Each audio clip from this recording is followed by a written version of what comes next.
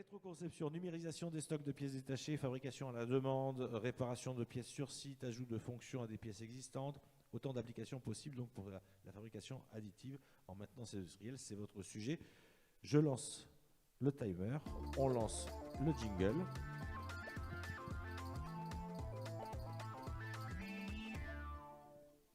Et c'est à vous.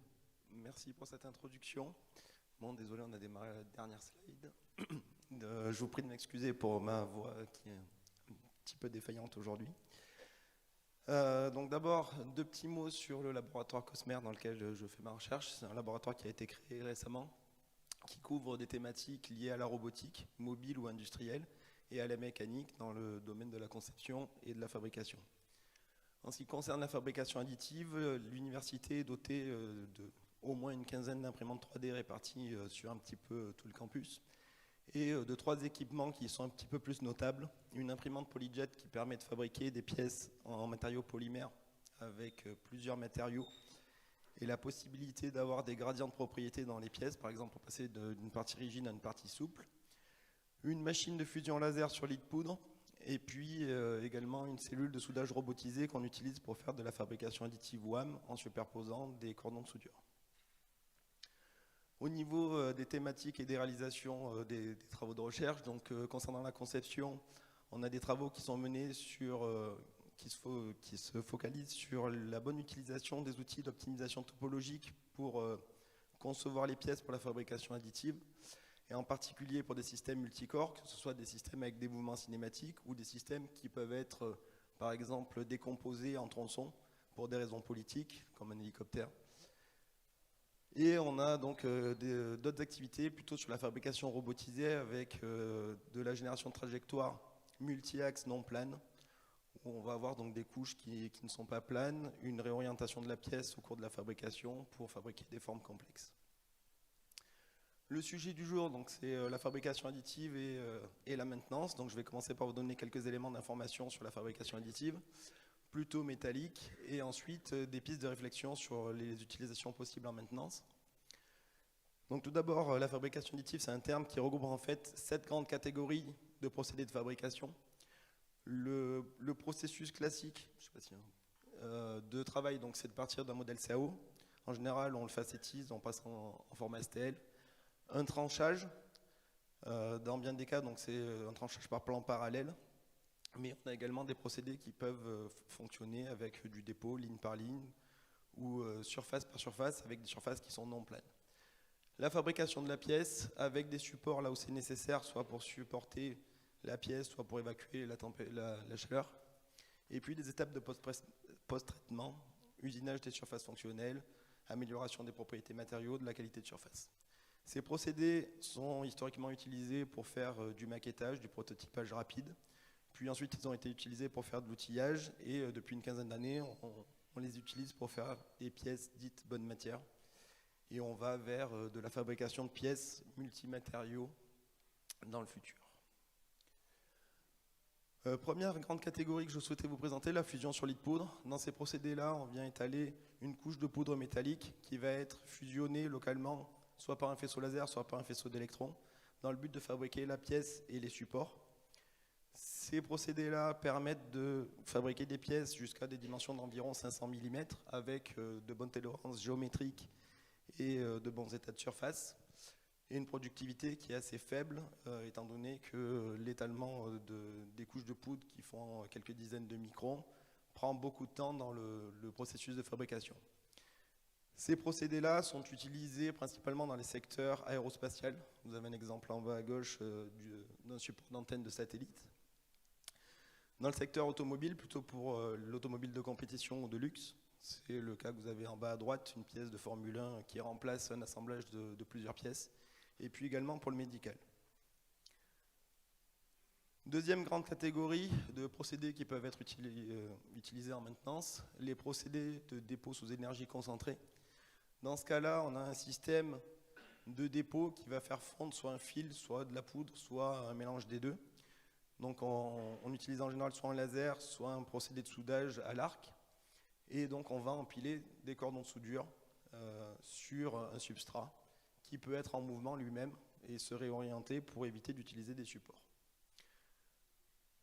Avec ces procédés-là, on va pouvoir fabriquer des pièces de beaucoup plus grande dimension, jusqu'à plusieurs mètres, avec évidemment des tolérances et des qualités de surface qui sont bien moins bonnes que ce qu'on a vu précédemment, et des productivités qui sont beaucoup plus grandes, puisqu'on dépose des cordons qui sont assez gros. Les secteurs dans lesquels ces procédés sont utilisés actuellement, c'est principalement le naval. Vous avez peut-être vu une hélice qui a été fabriquée par Naval Group, qui a été montée sur un navire il y a quelques mois. Le ferroviaire également, c'est le cas que vous avez en bas à droite avec un bougie ferroviaire. Et puis également l'oil and gas et l'hydroélectricité, où il y a quelques applications de ces procédés-là. Ces systèmes, on commence à les retrouver embarqués dans des containers. Donc initialement, il y a eu des propositions du groupe ADUP pour mettre des machines de fusion laser sur lit de poudre dans des containers plutôt pour confiner la poudre. On retrouve un petit peu le même principe avec des systèmes robotisés pour confiner à la fois le laser ou l'arc et les fumées de soudage. Et donc pour la maintenance, ça offre une perspective intéressante, c'est qu'on va pouvoir déplacer facilement ces containers pour les rapprocher des sites sur lesquels on va devoir intervenir. Au niveau des possibilités qui sont offertes par la fabrication additive, le principal avantage, ça va être de pouvoir avoir beaucoup plus de liberté au niveau de la conception. On va pouvoir faire des formes très complexes, en particulier des formes internes. Et donc pour le concepteur, ça offre des possibilités de vraiment optimiser la physique pour laquelle la pièce est conçue, en particulier pour la thermique. Là, vous avez deux exemples d'échangeurs thermiques.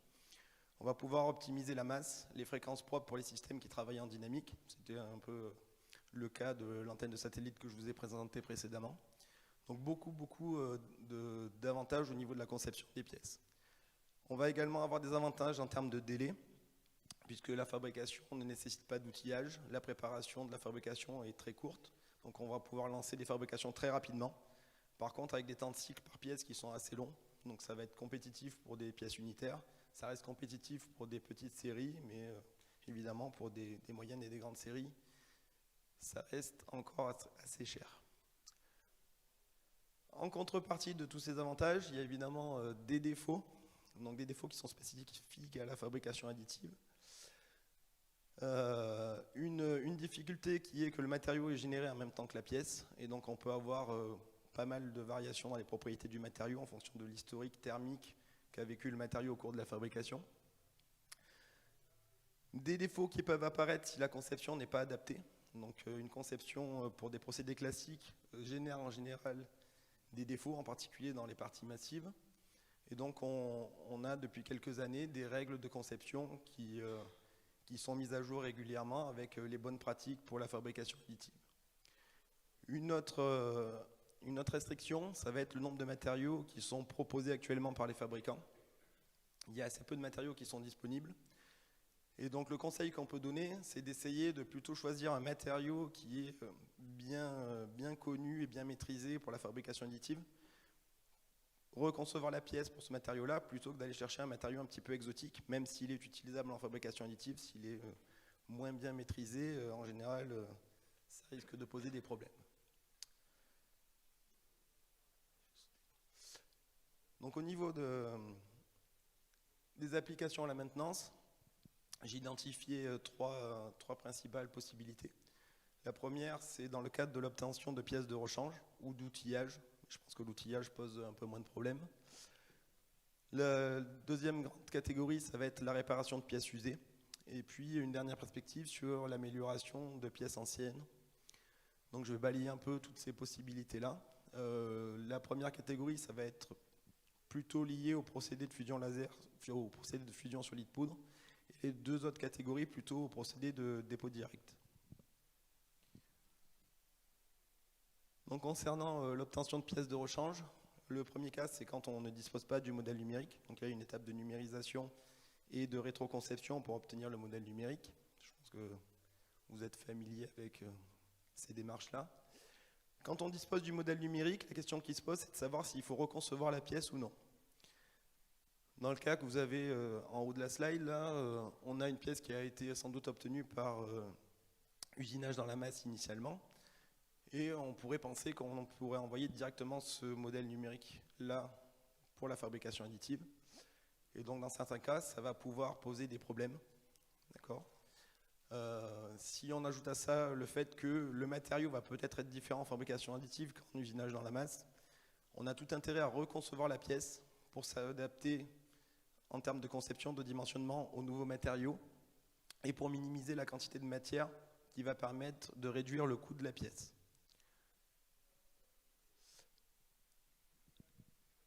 Donc en petite conclusion là pour les pièces de rechange, hein, il faut garder en tête d'adapter la conception aux matériaux, reconcevoir pour éviter les défauts et fabriquer à moindre coût. Et d'autres questions qui se posent concernent la reproductibilité de la fabrication chez différents fournisseurs, voire sur différentes machines chez le même fournisseur.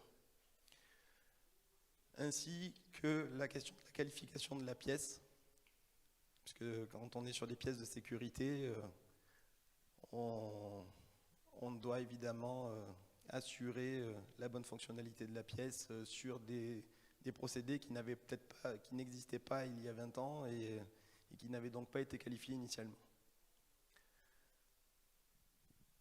Dernière application concernant l'obtention de pièces de rechange. Donc, il y a une initiative du groupe SEB qui a été proposée sur la réparabilité des systèmes en mettant à disposition des clients les fichiers numériques des pièces de rechange pour qu'elles puissent être fabriquées au plus près du client. Donc on peut imaginer que ce concept-là se transfère à l'industrie, avec une notion de numérisation des stocks, pas au sens d'une base de données des stocks, mais vraiment au sens où on va archiver uniquement les modèles numériques, pas de stock physique, et avec des machines qui sont qualifiées au plus près du site de maintenance, on va pouvoir faire de la fabrication à la demande en fonction des besoins. Pour arriver à ça, il va falloir relever quelques défis. Le premier, c'est le format des données qu'on va archiver. Est-ce qu'on se contente d'archiver la géométrie? Est-ce qu'on archive, en plus de la géométrie, les caractéristiques du matériau à certains endroits de la pièce? Donc, il y a des gens qui commencent à réfléchir sur des normes de format sur les pièces multimatériaux, justement, parce qu'il faut spécifier le matériau en fonction de la position dans l'espace. D'autres personnes proposent d'archiver également tout le procédé, le programme de fabrication. D'accord ? Donc ça, c'est pas forcément conventionnel d'imposer la fabrication aux fournisseurs. Ces données, il va falloir les sécuriser dans le temps, sur plusieurs décennies. Il va falloir être capable de garantir qu'elles ne soient pas perdues, qu'elles ne soient pas piratées. Si un pirate vient modifier une des données et qu'on ne se rend pas compte qu'on fabrique la pièce pensant que tout était bon, ça peut, sur plusieurs décennies, avec des machines qui vont fortement évoluer, qui changent tous les ans pratiquement, savoir est-ce que le résultat sera le même ou pas dans quelques décennies. Deuxième application concernant le rechargement de pièces usées. Donc le rechargement par soudage manuel, ça existe depuis bien longtemps, hein. Ce rechargement, on peut le robotiser. Sur des cas simples, c'est assez facile à faire. La figure que vous avez sur le haut, là où on a une pièce cylindrique à recharger. Et l'idée, là, ça va être vraiment d'automatiser le processus avec un scan de la pièce, la détection automatique des zones où il manque de la matière, un usinage éventuel pour enlever les défauts, la génération des trajectoires de rechargement, le rechargement robotisé, et puis éventuellement un usinage final pour obtenir la bonne géométrie. Ce qu'apporte la fabrication additive, en plus de ces méthodes robotisées, c'est qu'on va pouvoir éventuellement faire des gradients de matériaux. Si on a une couche d'usure qui est différente du matériau qui est utilisé à cœur, on va pouvoir avoir une zone avec un gradient de composition qui va varier progressivement et éviter d'avoir le revêtement, la couche d'usure, qui se délamine parce qu'on a une variation du comportement qui est plus progressive. Quelques exemples d'applications sur de la reconstruction de pièces. Donc là, vous avez un cœur de voie ferroviaire qui a été affouillé avec une meule, donc manuellement. Une fois que cet usinage est réalisé, on vient scanner la forme de la pièce pour pouvoir générer les trajectoires de reconstruction. Et donc sur le bas, vous avez le résultat après le dépôt pour construire la pièce. Autre exemple, donc là il s'agit d'une fabrication de roues hydrauliques où on a les hubs de la roue qui sont fabriqués par soudage robotisé. Mais on peut très bien imaginer le même genre d'intervention pour de la maintenance, surtout sur des roues hydrauliques qui vont être usées par abrasion au cours de leur utilisation.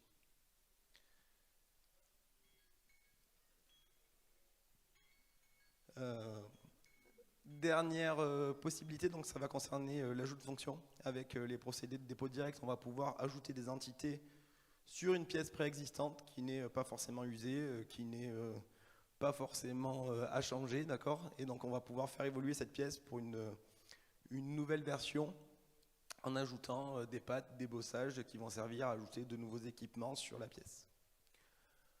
En conclusion donc, de ma présentation, je pense que ce qu'il faut retenir, c'est que la fabrication additive, ça offre de bonnes opportunités pour les entreprises de la maintenance, que vous pouvez vous en saisir à court terme pour gagner en compétitivité, que sans doute à long terme, les grands donneurs d'ordre vont imposer un passage vers la fabrication additive, ne serait-ce que parce que les pièces qui seront montées dans le nouveau système seront obtenues par fabrication additive.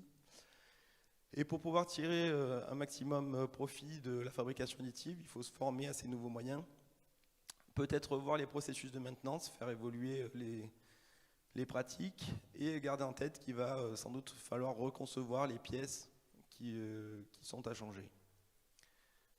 Je vous remercie pour votre attention et d'être toujours là à cette heure-ci. Merci beaucoup Sébastien Campocasso, laboratoire Cosmer.